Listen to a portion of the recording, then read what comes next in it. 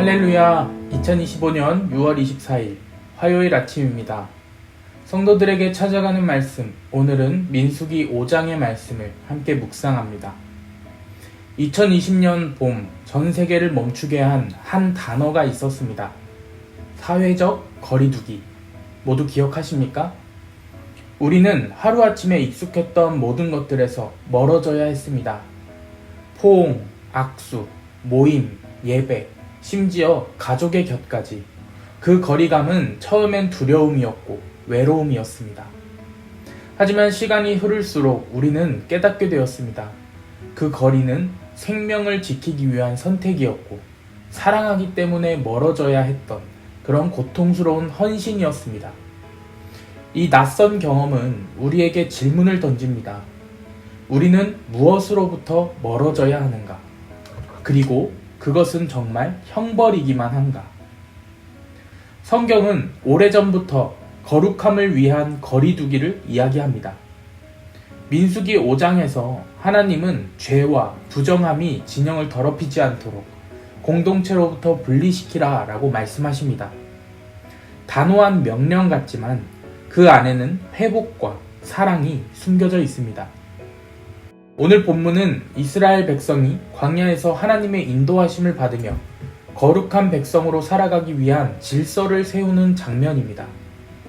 하나님은 2절과 3절에서 모세를 통해 이렇게 말씀하십니다.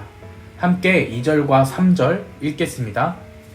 이스라엘 자손에게 명령하여 모든 나병 환자와 유출증 있는 자와 주검으로 부정하게 된 자를 다 진영 밖으로 내보내되 남녀를 막론하고 다 진영 밖으로 내보내어 그들이 진영을 더럽히게 하지 말라. 내가 그 진영 가운데에 거하느니라 하시매. 이 명령은 단순한 위생 규정이 아닙니다. 하나님께서 내가 그들 가운데 거함이니라 라고 하신 것처럼 이 분리는 공동체 안에 머무시는 하나님의 임재를 지키기 위한 조치였습니다. 하나님은 죄와 부정함이 그분의 백성들 가운데 퍼지는 것을 방관하지 않으십니다. 그것은 전염병처럼 퍼지고 결국 전체를 병들게 하기 때문입니다. 하나님께서 죄를 진 밖으로 내보내라 하시는 이유는 단 하나입니다. 그 죄가 병처럼 퍼지지 않도록 우리를 보호하기 위해서입니다. 프랑스 작가 알베르 카뮈의 소설 페스트는 한 도시가 전염병으로 봉쇄되는 과정을 통해 인간의 고립과 연대, 죄와 정화에 대한 깊은 통찰을 전합니다. 소설 속 도시 오랑은 갑작스럽게 들이닥친 페스트로 인해 외부와 차단되고 주민들은 사랑하는 이들과 격리되며 절망의 시간을 겪습니다. 마치 우리가 겪었던 코로나 바이러스의 그 사건을 연상케 합니다. 하지만 그 고립은 단지 두려움 때문이 아니라 다른 사람을 보호하기 위한 선택이었습니다. 거리두기는 공동체 전체를 살리기 위한 고통스러운 결정이었습니다. 민수기에서 하나님이 명하신 분리 역시 같은 맥락에 있습니다. 죄는 개인의 문제로 끝나지 않습니다. 숨겨진 죄는 마치 잠복된 병처럼 공동체 전체를 병들게 하고 결국 하나님의 임재를 가리게 만듭니다. 그래서 하나님은 명령하십니다. 진 밖으로 내보내라. 형벌처럼 들리지만 그것은 하나님의 사랑이자 보호였습니다.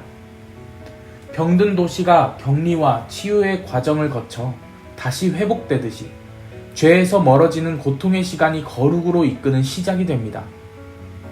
진 밖으로 나간 자의 삶은 외로웠을 것입니다. 하지만 그 자리가 끝이 아니라 회복의 시작이었습니다. 하나님은 그들을 버리신 것이 아니라 다시 돌아오게 하시기 위해 내보내신 것입니다. 그 부정함을 씻고 회개하고 다시 하나님의 백성으로 돌아올 수 있는 시간을 주신 것입니다. 하나님이 주시는 쉼은 거룩함 가운데 있습니다. 죄에 무뎌진 상태로는 결코 평안을 누릴 수 없습니다. 하지만 죄에서 물러서고 부정한 것으로부터 멀어지고 하나님을 향해 나아갈 때 비로소 우리는 쉼을 얻게 됩니다. 그 쉼은 억지로 쟁취하는 것이 아니라 하나님이 준비하신 자리로 돌아갈 때 주어지는 선물입니다. 병 같은 죄에서 멀어지십시오. 그 병은 조용히 그러나 확실하게 우리를 병들게 합니다. 하나님은 그것을 방치하지 않으십니다. 오늘 우리에게도 말씀하십니다. 진영에서 내보내라. 더 이상 숨기지 말라. 멀어지라.